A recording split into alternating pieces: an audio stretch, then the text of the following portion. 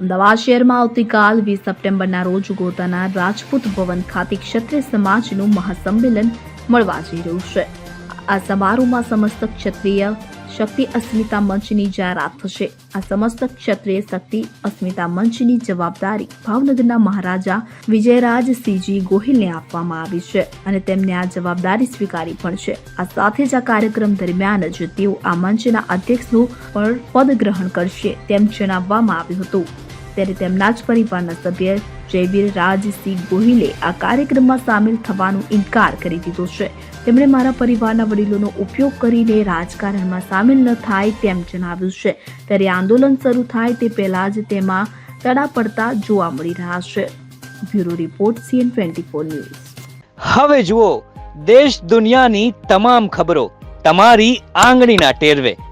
ઉઠાવો મોબાઈલ અને Google Play Store પરથી ડાઉનલોડ કરો અમારી CN24 ન્યૂઝ મોબાઈલ એપ.